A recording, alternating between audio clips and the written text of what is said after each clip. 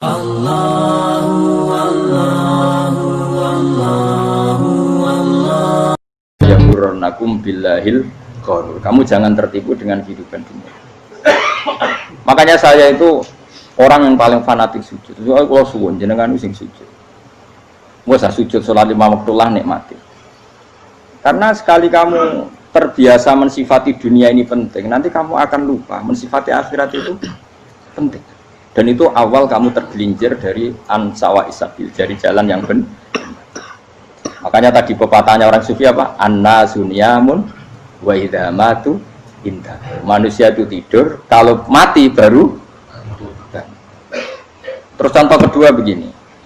Kenapa Allah begitu murka ketika orang tidak mengerti hak-haknya Allah? Bukan karena Allah anarkis atau keras, tidak. Memang secara akal pasti begitu. Saya sampai tak beda ini. Ya contoh gampang-gampang saja, tak wari logika. Kalau ada orang buta lewat kemudian nabrak tembok, karena apa dia? Karena buta kan? Buta itu maknanya apa? Tidak tahu. Akibat tidak tahu, nabrak tembok. Ya kan? Karena tidak karena tidak tahu nabrak tembok, karena tidak tahu terjatuh di sungai, karena tidak tahu terjatuh di jurang. Sekarang juga sama. Orang karena tidak tahu pentingnya agama, tidak tahu pentingnya Allah, kemudian dia fokus ke duniawi. Akhirnya ya nabrak tembok. Natijanya sama enggak? Saya ulang lagi ya, orang buta karena tidak tahu nabrak tembok. Orang fokus untuk perempuan cantik atau melihat apa, kemudian dia tidak tahu depannya juga nabrak. Untuk menjadi nabrak itu syaratnya tidak tahu apa tahu? Bisa dua-duanya. Tidak tahu ya sebabnya nabrak, fokus ke yang lain ya bisa. Maka tidak tahu ya sebab nabrak, fokus ke yang lain juga sebab nabrak. Nah mata kita, hati kita ini sudah dipenuhi hal-hal yang tidak penting, sehingga kita lupa dari hal yang penting. Kayak tadi kita mau minum kopi saja, fokus sampai meninggalkan anak main sampai jatuh. Berarti minum kopi sebenarnya tidak satu kebodohan, tapi ketika membiarkan anak kecil jatuh itu adalah kebodohan. Sebetulnya makan menikmati dunia itu tidak kebodohan, tapi ketika Anda melupakan Allah itu menjadi satu apa? Kebodohan. Ini disebut kamu jangan terlena oleh kehidupan apa? Dunia. Nah kenapa terlena? Itu kakean delok. Mulane Nabi itu ora tau delok dunia. Nabi, saya ini tak latih gitu wali, tapi mukadimah. Kulon itu belum pernah delok.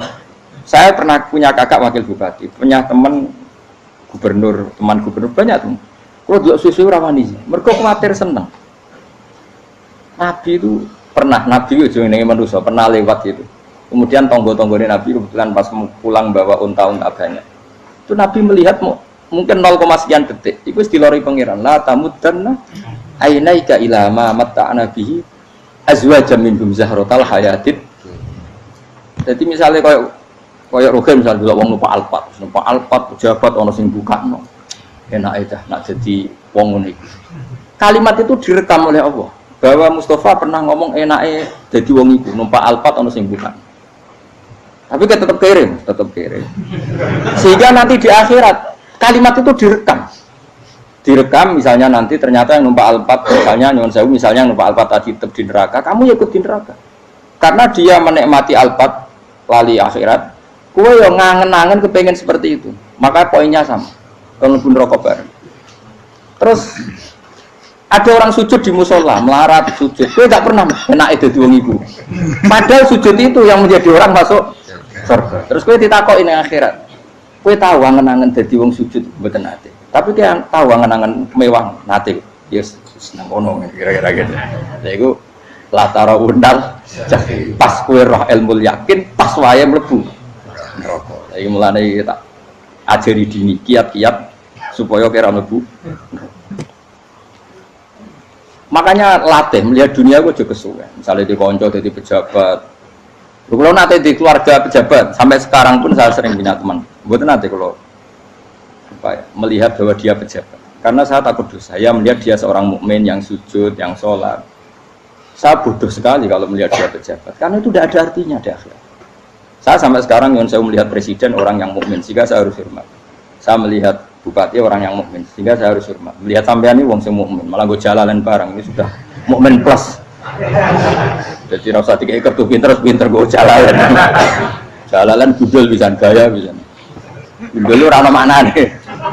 Oh anu keangger uang bisa mau kitab oh. Jos lah. Jadi saya ulang lagi. Makanya saya itu nanti kalau sampean alim sudah kayak saya, itu pasti nggak kagum sama sahabat. Sahabat itu, apalagi Rasulullah ya tentu. Sahabat dulu aja yang gampang ditiru. Sayyidina Umar ketika ditusuk oleh siapa Abu Lu'lu siapa? Al-Majusi. Abu Lu'lu itu seorang Majusi. Dan Umar itu orang pendendam. Dia orang pendendam. Tapi tentu karena dia orang baik, ya pendendamnya hal-hal yang baik. Coba kalau kamu ditusuk orang itu dendam nggak? Kira-kira sebagai manusia kan dendam. Itu tanyanya begini sama yang ya taruh sekarang orang dekatnya. Yang bunuh saya tadi siapa? Oh itu Abu Lu'lu Al-Majusi, Hulamul Muhirah, dia budaknya Muhirah.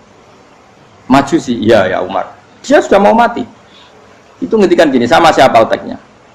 Alhamdulillahilladzi lam yaj'al maniyati biyadi rajulin sajadalaka sajdah yuhajuni biha yaumal qiyamah. Ya Allah, terima kasih sekali ya Allah. Engkau mentakdirkan saya dibunuh oleh orang yang enggak pernah sujud. Kalau saja dia pernah sujud, maka dia berhak menuntut saya dengan sujudnya untuk masuk surga. Artinya gini, kalau dia ditusuk orang yang pernah sujud, misalnya Sayyidina Umar kok ditusuk oleh Ruhin, kemudian Umar Ruhin masuk neraka, aku tetap pedih Gusti. Isowai sujudnya dia menjadikan nggak berhak masuk neraka. Artinya Umar sangat hormatnya pada sujud itu, dia nggak berani. Jadi kira-kira kok Umar sujud kue, itu kira-kira rawani masuk anak kue mlebu. No, piye-piye di kekuatan sujud yang mempotensikan tetap dia masuk surga. Makanya dia seneng, dendamnya kesampaian. Syukur lah nak sing mateni aku ora tau sujud. Jadi tak patut nang bun rokok langsung gludeng ngono kira-kira gitu. Saking hormatnya ambek sing jenenge sujud. Tapi kita sekarang enggak. Rawong ning musala sujud. Ya jeneng wong nganggur. Otak kita ini sudah PKI lah kamu. PKI halus. PKI yang tanpa kartu, paham? Makanya Allah kalau muji sujud, enggak sampean tak latih supaya baca Quran yang benar. Kayak apa Allah bikin Ka'bah? Kayak apa mulianya Ka'bah? Itu dibikin Allah untuk apa? Lil akifina wa satusai warrukais sujud, dan untuk orang-orang rukuk dan sujud. Ketika Allah menurunkan rezeki di bumi dan di langit, itu perhitungannya Allah masih itu asli. Rabbana liyuqimus shalah faj'al afidatan minan nas tahwi ilaihim warzuqhum minas sama. Gusti, ben nak sujud ku kuat. Piye-piye menungso nak ramangan ra kuat. Nak is kuat dia tenaga yo ben sujud. Liyuqimus shalah. Ketika Allah muji orang baik, atau ibunal abidunal hamidunas saihuna satruse arroqiunas sajid, yang rukuk yang sujud. Karena tadi ketika nanti Anda di akhirat, kenangan terbaik Anda di dunia itu hanya sujud. Liane itu coba misalnya kena akhirat terus video disetel sih, pas kongkoi ini perapatan. Bariku nglamonem disetel. Beda di pegawai negeri ngayal gajinya sakmene, engko sakmene gue ayo uang terus rekam kabeh. Oh ora sini wong. Terus tokoh idola sing duwe wae sing tumpakane Alphard di sekretaris saya. Iku mbok nang utekem iku berpuluh-puluh tahun. Dan itu jumlahnya poinnya misalnya 100.000. Bareng idol anu Kanjeng Nabi mau 10%, cuma gayanya mau maca sholawat, tapi sebetulnya agak tahu bayangno ini miskinan Mbak Amit nih miskinan. Gayanya mau maca sholawat tapi teke ora tahu kepengen melarat koyo. Itu direkam. Makanya dari Habib-habib sing alim-alim niku almar'u ma'aman ahabba hadza tarhib wa tarhib. Kita ini kan sering dimotivasi mubaligh. Mubaligh itu kan saya naik dhewe nak ngomong. Pokoknya seneng Nabi swarga. Dari Habib-habib sing alim nak ngritik, masalahnya dawuh mu almar'u ma'aman ahabba. Wong dibarno wong sing disenengi. Apa kamu bisa menjamin seneng Nabi saudure seneng wong-wong itu? Jangan-jangan kita lebih berkeinginan seperti orang tertentu yang kaya raya, yang terkenal, yang hebat. Meskipun kowe oleh sana muni seneng Kanjeng Nabi. Jangan-jangan status cinta kita terbukti ke orang itu. Iya toh, misalnya gambarnya pasang neng kamar, wah, partai, uang, kuasa. Terus, kue nyumbang masjid nyuwun sewu mau 50.000, tapi bareng nyumbang untuk kemenangan orang itu 10 juta. Nyebut uang itu satu hari 100 kali, nyebut Nabi bedak sholat. Warung dihitung, dipoling mbak malaikat. di survei buat polling orang pokoknya. Dengan cara begini status senangnya orang ini ke siapa? Ya, ono pengajian sholawatan nyumbang 50.000, nanggo pemenangan. Habis sudah diundang hayya ala sholah mlaku ngenteni komat. Tapi nak diundang acara kampanye teko ngarep sedurunge 2 jam. Dari sekian di polling, terus kadar cintamu ke siapa coba? Dari sekian indikator misal cara polling. Jangan-jangan diputuskan lebih seneng ke itu. Ya sudah almarhum aman. Apa? Makanya kata orang-orang alim almarhum apa? Orang itu terserang disenangi. Masalahnya kita tidak ada jaminan lebih seneng Nabi.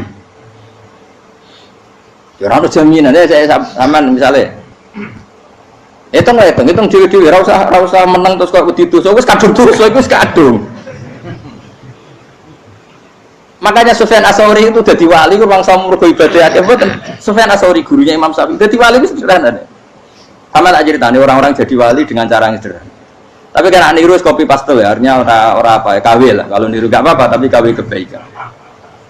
Sufyan Ats-Tsauri itu ditanya, kenapa kamu sedekat itu sama Allah dan Anda keramat? Jadi resepnya begini, saya itu belum pernah ke masjid nunggu adzan. Paling gak setengah jam, 1 jam sebelum adzan itu saya sudah ada ke masjid. Ditanya, kenapa begitu? Ketoknya kok kawula sing elek, moro ngenteni diceluk. Terus ngerti nak waya yak mono kok Allah nyeluk. Misalnya saya punya candalem atau saya punya karyawan, tiap jam 8 itu buka toko. Nah, bayangno itu juga. Saya punya karyawan, tiap jam 8 tugasnya buka. Selalu buka tokonya ngenteni tak panggil. Rohen, toko buka, siap. Tapi besok yang mana lagi? Jam 8 buka, siap. Tiap hari gitu. Kira-kira ngedarani karena kok goblok apa sopan? Kira-kira enggak jawab deh. Goblok kritik terus kowe gitu. Nah, Sufyan Ats-Tsauri tidak mau gitu. Wis ngerti nek Allah yang mono wayahe manggil. Dadi ya antar jamali wis ning kono. Dadi nek Allah hayya ala sholah pun Gusti. Hayya ala sholah pun penting mriki. Itu sudah dadi wali. Oh, itu saya buat tiru tapi kawin. Enggak masalah, tapi ini kan resep, no. Lho mangkel lo gak kira-kira. Ono karyawan tiap jam 8 kon buka toko. Selalu marane ngenteni di panggil. Jadi wali dulu tuh punya cara muamalah sama Allah tuh luar biasa. Ya ora usah mbok tiru terus kemen dadi wali wis ra iso kadung salah. Biasa wae. Aku lah nganti saiki ya biasa wae. Aku mau masjid dengan tani mekumat ya biasa wae. Tapi aku kan iso dadi wali lewat jalur liya lah aku ya. Jalurku kan akeh. Mulang ya mari wali, sabar ning coba ya mari wali. Jane ana jalur fikir ya mari wali kan. Tapi kan loro, fikir loro. Jadi Imam Adil ya wali, dia bojo judes itu wali, masyhur. Ana wali ku barokah di bojo judes. Iku ya jalur dadi wali. Wah, lebih ngeri lagi. Ngeri tenang, nanti di akhirat aja wedi. Jadi anak jate wae kan. Para suami takut istri silakan baris sing wis baris bareng sing wedok. Pak rene lho tetep mororo. Wong ngerti bojo kegawangan ini akhirat bahaya, you know. Yes. Bahaya ngerti bojo nganti kegawan apa? Teng akhirat. Masyhur jadi cerita-cerita wali wis. Ya saya ulang lagi ya. Latih, meskipun dari kecil latih. Makanya kamu tahu kenapa Quran itu kalau ngendikan sujud kayak gitu spesial. Balillah fa'bud wa kum minas syakirin. Jadi meskipun kita di dunia umumnya orang saya makan, saya minum, saya juga punya istri, punya keluarga, punya apa. Tapi saya belum pernah melihat anak saya itu sebagai anak saya. Saya kalau melihat anak saya ini teman sujud saya, nanti yang meneruskan sujud saya. Saya tenan kulon bolak-balik ditanya istri saya dan agak-agak marah. Gus Pak, kenapa kamu hormat sama anak sampai gitu? Kalau nanti manja gimana? Kalau terlalu manja, saya bilang itu udah anak saya. Itu nanti yang meneruskan sujud saya, meneruskan rukuk saya. Saya nanti pasti mati dan saya butuh di bumi selalu ada yang sujud sama Allah. Dan itu yang paling dalam otoritas saya itu anak saya. Orang lain itu enggak dalam otoritas saya. Jika kita melihat anak itu ini penerus sujud saya, penerus rukuk saya. Kita enggak sudah duniawi sekali. Rumah tanah, anak tua ben di rumah. Kapitalistik. PKI lah pikirannya yang ngono, Cina yang ngono. Wong fasek-fasek ning dalan yang ngono. Kowe nggo jalalan ngalor itu percaya ngono. Jadi dulu itu kalau para nabi donga fahab li min ladunka waliya yarithuni wa yarithu min ali Yakub, seorang turunan yang meneruskan tradisi sujud, tradisi. Sehingga ulama-ulama dulu kalau dongakno anake ya min ahli sujud, wa min ahli Al-Qur'an, wa min ahli sunnah napa? Enggak apa-apa kowe seneng donya gak apa-apa. Ora usah tak warai wis seneng dhisik. Paham? Dadi ora usah cara Gus Bak ra apa-apa. Ora usah tak arani ra apa-apa wis mbok lakoni. Makanya pulau suwon sangat sujud itu luar biasa. Nanti kamu di akhirat kenangan terbaik Anda di dunia adalah pernah apa? Sujud. Bayangkan kalau itu jadi orientasi Anda. Anda berpolitik, cek melok partai Gerindra, cek Golkar, cek PDI supaya jadi penyuara sujud tidak dilarang di Indonesia karena umat Islam mayoritas. Saking mayoritasnya sampai pejabat rasolat rawani. Beberapa pejabat rasolat bakal dipilih. Itu berarti kamu berpolitik niat bikin satu pressure supaya standar orang benar adalah sing nopo sujud itu ya benar. Kok yang kaya kerja biar bisa beli tanah untuk masjid, yang orang miskin ikut menopang supaya masjid itu berdiri. Semuanya orientasinya menuju apa? Sujud. Jadi tidak sujud itu harus jadi wong khusuk sing goblok terus sujud terus. Tahu-tahu negara dikuasai komunis misalnya, terus akhirnya sujud gila. Termasuk menciptakan satu suasana Islami di negara ini juga berarti menciptakan keberlangsungan sujud. Karena dengan suasana Islami berarti sujud tidak dilarang, bahkan dianjurkan dan sebagainya. Ini penting saya katakan karena kalau tidak diingatkan ruwet. Nabi itu pernah punya anak dalam. Anak dalam itu setelah mau boyong terus santri itu ditanya, kamu minta apa sama saya? Ya Rasulullah kasih waktu 1-2 hari mau saya pikir. Karena yang menanyakan orang yang Sayyidul Awwalin wal Akhirin setelah sekian 2 hari, minta apa kamu? Jalur Anda gak tanggung-tanggung. As'aluka murafaqataka fil jannah. Saya minta jadi temanmu di surga. Oh Nabi kaget tuh. Kok kalian diwarai wong? Mboten tersimpan. Kok Nabi diwarai wong? Enggak ada ya. Terus, kenapa kamu minta itu? Kata tadi, kalau saya minta dunia itu nanti zailah. Dunia itu pasti hilang, faniyah pasti hilang. Maka yang abadi adalah saya jadi temanmu di surga. Tapi apa kata Rasulullah Jabe? Fa'inni ala nafsika bikasrotis sujud. Ya sudah kamu bantu saya, kamu memperbanyak sujud. Kayak apa? Nabi pun mintanya fa'inni ala nafsika bikasrotis sujud. Saya bantu untuk menolong diri kamu, kamu memperbanyak apa? Sujud. Makanya di pertama surat turun itu ada wasjud. Kamu bersujud dan kemudian mendekatlah kepada Allah. Tapi sekarang enggak. Karena kita kena hijab duniawi, mitra penting, semuanya penting dan semuanya penting itu makna di hati kamu adalah khadun. Bahkan ngidolakno kiai perkara khadun nafsu, kowe nak dadi kiai gede. Wah, teko ditolak Al-Badru. Wale napu pidato MC ne muni Saiful Fadilah wal Karomah, mbah sauni-unine MC. Bariku disangoni dihormat. Tekan muji ulama wae dari segi dunia. Ya, bariku iso wayo akeh macam-macam. Utek nek saya elek, tekan muji ulama wis dari segi. Makanya saya ini termasuk ulama, kalau kan saya ngebis biasa. Kalau jarang kerso di panggungnya, seneng dulu. Supaya semua ulama udah dipandang secara apa? Dunia. Saya sampai sekarang ngedus anak kulo biasa. Teng pasar gitu biasa. Kulo marung teng pasar mangan gitu biasa. Nak seneng kulo ben atas nama wong alim karena apa? Kalau kita terlalu menikmati dunia, lama-lama orang seneng ulama juga dari sisi dunia. Keren, jadi kiai teko disualami dicucupi munggah. Ya enggak apa-apa itu enggak dosa, tapi takut saya utek elek-elek ini kejolakno perkara duniawi, show-nya itu lho. Jadi ngene tak pikir teko ngaji bar wis warmu paham karmu ora karepmu. Mulang ngarep ngaji karmu. Mesti rugi kowe ya, aku tenang ae aku. Ben orang itu latihan ikhlas, napa? Latihan. Betul kadang gitu protes be tiang-tiang. Gus, jenengan sekali-kali nak tidak tak derekno kok umum. Aku itu tidak mengharamkan itu, menaik kalau dereng tua. Dereng haji malah turun, topa menaik. Jalan era roh, dereng kiai malah nyala.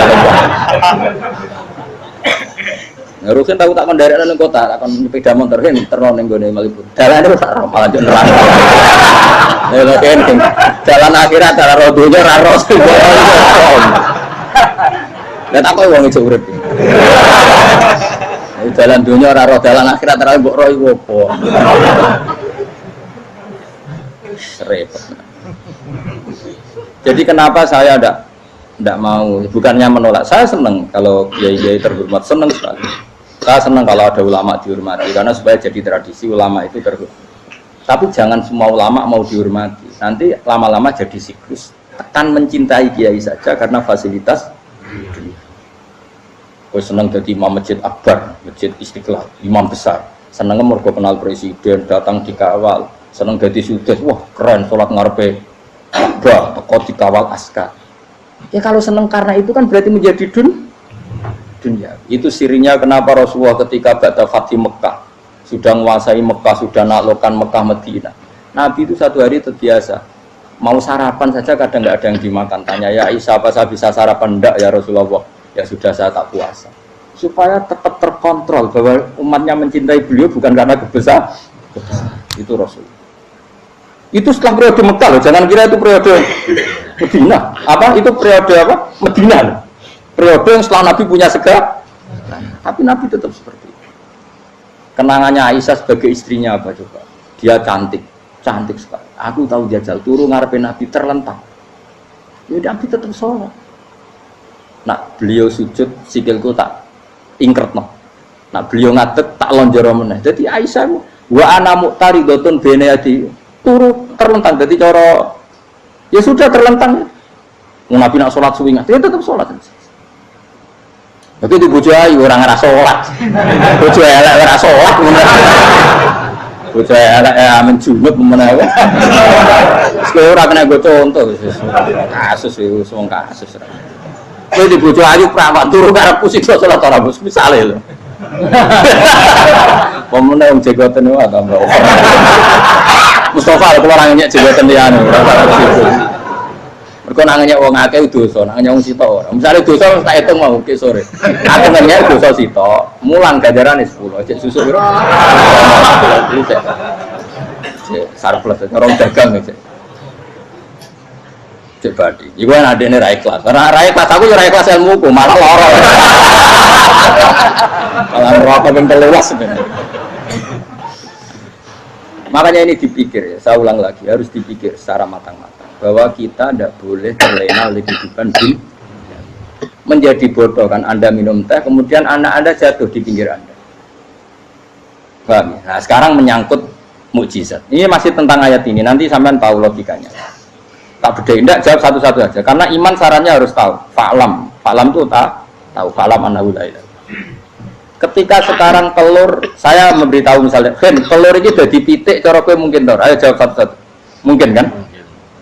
Tapi pertanyaannya, saat telur menjadi pitik kemudian mungkin, dan ayam ini bisa terbang, bisa selingkuh, bisa punya anak turun, itu menjadi mungkin itu kan kamu pun tidak ikut menciptakan.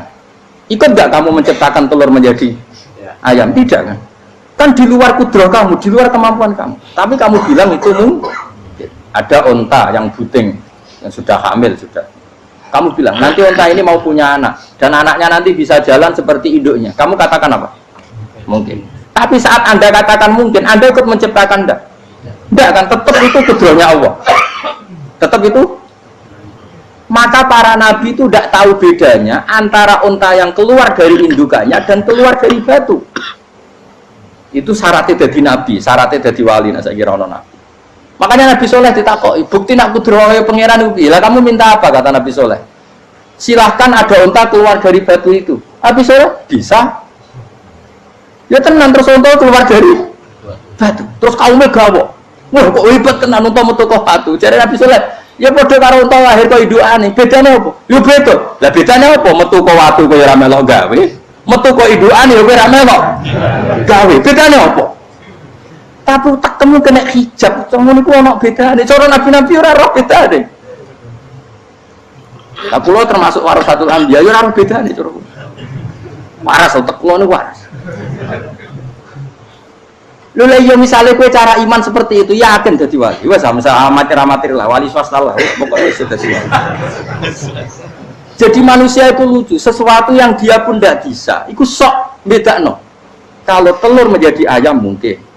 Sapi keluar dari indukan mungkin, biji padi menjadi padi besar mungkin, tapi nak watu kok jadi biji padi mukhal.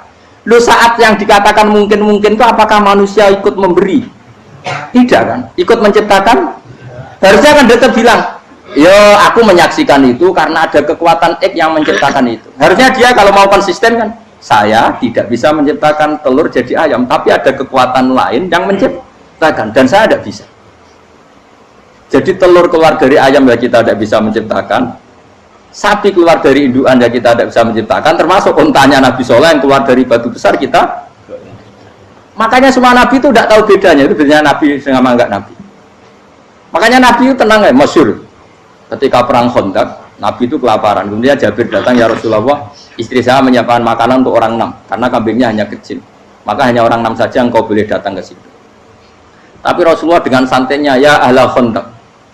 Padahal yang ngeduk Khandaq itu sekitar 3.000, ya ahlal Khandaq. Halumu ilayya, ayo ke Jabir, karena Jabir sona atau amat, bikin makanan untuk kalian. Itu 3.000 orang. Wah, Jabir dimaki-maki sama, sudah bilang untuk orang 6 Nabi, ya apa-apaan orang banyak, itu mesti tidak cukup, kita mana. Nabi santai, bilang ke istri kamu, Jabir jangan buka makanan itu kecuali saya. Ya, pakai Nabi matur untuk pengiran, Gusti ini cukupkan untuk orang banyak, sama Allah di ACC ya terus cukup. Karena bagi Nabi, Nabi tahu betul. Sekarang ketika beras menjadi beras, apa dalam kudrah kamu, dalam kemampuan kamu, enggak kan? Ketika sistem tubuh kita makan kemudian jadi kenyang, apa dalam kemampuan kamu? Kue muni mangan maknane sego bolebokno mulut, terus kue darani punya kemampuan makan. Apa setelah itu kamu mengendalikan sistem saraf kita, sistem urat kita? Enggak kan? Jadi Nabi ora ora bedane, justru itu jadi Nabi. Karena dia enggak pernah terjebak, Nabi enggak pernah terjebak oleh yang dili. Makanya cara pangeran wa ma min dabatin fil ardi wala ta'iri yatiru bi janahihi illa umamun amsalukum. Ketika orang kafir minta bukti kudrohe Allah iku apa? Kayaknya Nabi didono manuk. Lah manuk terbang bukti kudrohe Allah. Ya biasa mata manuk terbang, wis suwe nek manuk terbang. Bukti kudrohe ning ndi? Iku tekek wis semper. Lha bukti kudrohe apa ora iso gawe kan? Tapi maksudnya wong kafir bukti kudrohe pangeran gawe unta kok watu. Lah bedane apa mau hale unta kok watu ambek kok indukane? Bedane apa jajan? Wong ibuke unta ya ngrasa gawe. Apa ibu unta bisa menciptakan anak-anak unta? Kan tidak bisa juga. Manusia juga ada. Jadi itu cukup jadi kudrohe. Tapi manusia anggar barang sering terjadi darani mungkin. Maknanya mungkin, dekne yang menentukan mungkin atau tidak. Padahal zaman mungkin pun dia tidak ikut menciptakan. Ini lagi. Makanya itu kenapa Allah akhirnya bikin mukjizat supaya orang itu ingat kedahsyatan kudrohe Allah. Sebetulnya mukjizat itu tidak penting.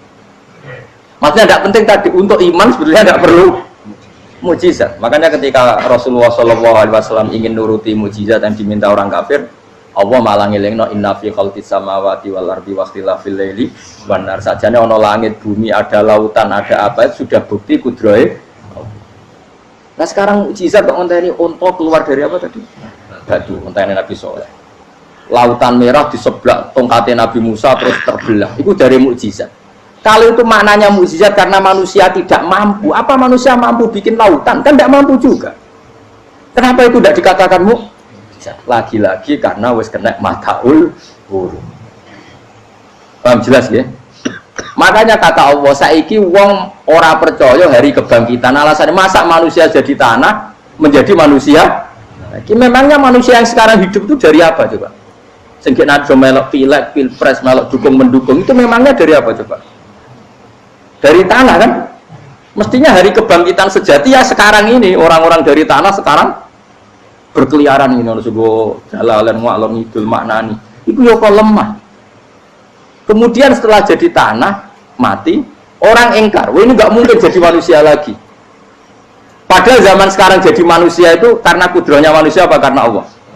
Karena Allah. Dan manusia sekarang dari tanah apa enggak? Dari tanah. Harusnya ya berpikir seperti itu. Kalau kudrohnya Allah bisa menjadikan manusia sebanyak ini dari tanah, tentu Allah tetap mampu nanti setelah jadi tanah menjadi manusia. Itu malah kula nu wedi urip nggih wedi tenan. Karena tadi dari hidup menjadi tidak tahu. Annasun wa idza matu tahu. Kita semua hanya tidur, setelah mati baru karena baru tersadar. Makanya analogi itu penting, kias itu penting. Ya saya beri contoh berkali-kali, saya menyontohkan. Sampean tak warai hujah ulama. Nanti pasti sampean taslim itu pasti nyerah. Kalau kamu sebut jeleknya oleh orang lain, kamu mangkel nggak? Mangkel kan? Itu Imam Ghazali gini, kamu tak kasih resep supaya kalau ada orang mengingatkan kejelekan kamu itu tidak mangkel. Apa itu resepnya? Misalnya gini, di baju saya ini, inna fi thawbika akroban wahayatan. Di baju kamu itu ada kalajengking yang berbisa, atau ada ular yang berbisa. Ada orang mengingatkan itu. Kamu terima kasih apa enggak? Terima kasih. Karena ada sesuatu yang bahaya di diri kamu, diingatkan. Dan karena diingatkan itu, Anda terus bisa menghilangkan sesuatu yang bahaya tadi. Sekarang kamu punya sifat hasud, sifat dengki, sifat riya, sifat-sifat yang buruk. Itu sesuatu yang mencelakakan kamu di akhirat. Kemudian ada orang mengingatkan itu, harusnya kan kamu matur nuwun karena sifat yang buruk kamu diingatkan, kemudian kamu berusaha wong diingatkan ada kalajengking yang hanya madorot di badan kamu saja kamu terima kasih. Ini diingatkan ada hasud dengki yang madorotnya dunia akhir, kamu tidak terima kasih. Jadi itu ulama dulu. Jadi kalau bikin hujah itu gampang sekali. Jika ulama dulu kalau berdebat kemudian diingatkan temannya, kalau dia salah misalnya, itu ya tenang saja. Karena mereka cukup punya akal, punya analogi untuk nganggap itu biasa. Kayak diingatkan ada kalajengking di tubuh kamu. Kamu matur nuwun enggak sama yang ingatkan? Tadi saya ngaji sore, ngaji di sini cerita. Kila itu Imam Ahmad. Itu mudah mereka iman sama Allah dan Rasul. Maka la yu'minu billahi wal yaumil akhir falyukrim apa? Jaru. Kalau kamu iman sama Allah dan Rasul maka muliakan tetangga. Itu ada seorang ulama dipanggil tetangganya, ayo ke rumah saya. Setelah sampai, dah pulang saya tidak jadi butuh. Sampai di rumahnya dipanggil lagi. Ke situ lagi, dah pulang lagi saya sampai 3 kali. Itu si ulamanya senyum-senyum santai. Ketika pemuda tadi insaf dan minta maaf, kenapa Pak Ulama kamu kok tenang saja? Jawabannya enggak. Kata Rasulullah, saya disuruh hormat tetangga. Saya senang sekali bisa melakukan perintah Rasulullah. Jadi saya nurut kamu itu tidak ada urusannya dengan kamu, karena perintahnya Rasulullah. Nangis pemuda tadi. Kalau kita kan enggak, gengsi dong, giambar. Ini kan kita gayanya mulai sunnah Rasul, tapi utek itu jihadun. Nah kalau kamu sudah gitu, daftar udah wali, mbok KPU-nya oleh nyetujui mbok kapan roh nanti. Daftar. Saya ulang lagi, jadi kamu harus terbiasa dengan kias yang diajarkan Quran ya. Jadi ketika bibijian jadi pohon besar, itu pun kamu katakan mungkin. Padahal ketika kamu katakan mungkin, kamu pun tidak ikut menumbuhkan bibijian jadi pohon asam yang besar. Itu menunjukkan kudrohnya Allah.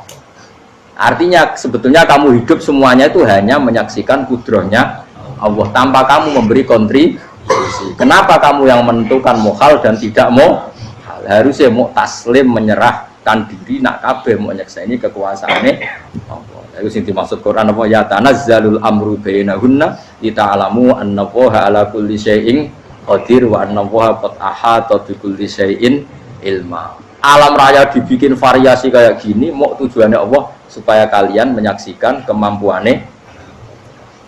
Boleh jelas ya. Makanya ketika ada pangeran, ketika bumi yang sudah mati tak hidupkan dengan hujan, begitulah kadzalikan nusyur. Ya kira-kira seperti itu proses sesuatu yang mati menjadi hidup